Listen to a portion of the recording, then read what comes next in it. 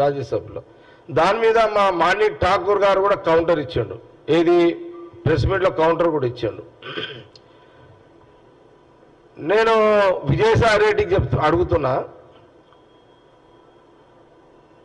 తెలంగాణలో గవర్నమెంట్ పడిపోవడానికి నువ్వు ఒకళ్ళ తీసుకున్నావా? బీజేపీ దగ్గర నువ్వు ఒకళ్ళ తీసుకున్నావా?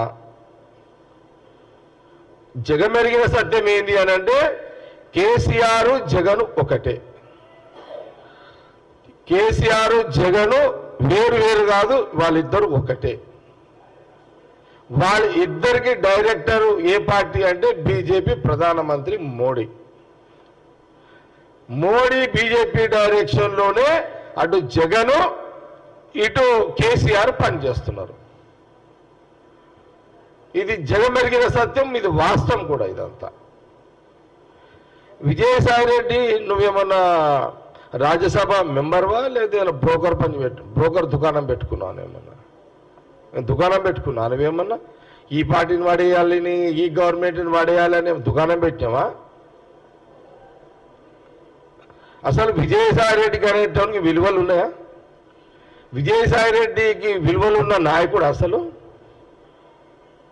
ఒక సందర్భంలో జగన్ ముఖ్యమంత్రి, అప్పుడున్న కేసీఆర్ ముఖ్యమంత్రి దగ్గరికి ఇంటికి పోతే ఆ రోజు వీడియోస్ మనం చూసినాం. ఆ రోజు 2 కాళ్ళ మీద విజయసాయి రెడ్డి పడ్డాడు, కాళ్ళు మొక్కాడు విజయసాయి రెడ్డి. నాకు చాలా సిగ్గు అనిపించింది, చాలా సిగ్గు అనిపించింది నాకైతే. అరే అంటే ఆ రోజు నాకేమనిపించింది ఆ వీడియో చూస్తుంటే,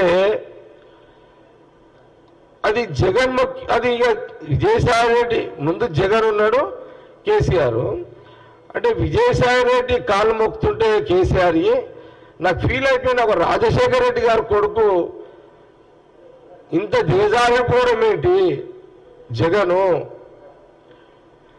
విజయసాయి రెడ్డి కేసీఆర్ కాళ్ళు మొక్కిండు అని అంటే జగన్ మొక్కినట్టే కదా,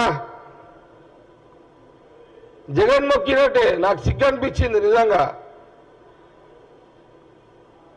ఎందుకు సిగ్గు అనిపించింది?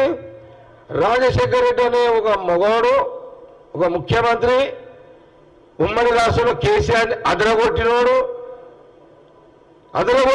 కొడుకు ఆత్మ విజయసాయి రెడ్డి కాలు మొక్కుడేంది? ఆ వీడియో బయటికి రావడం ఏంటి? ఇవన్నీ నువ్వు ముఖ్యమంత్రి కావచ్చు జగను, కానీ నీ పౌరుషం లేని నీ రాజకీయ జీవితం వేస్ట్ అనిపిస్తుంది. పౌరుషం లేని రాజకీయ జీవితం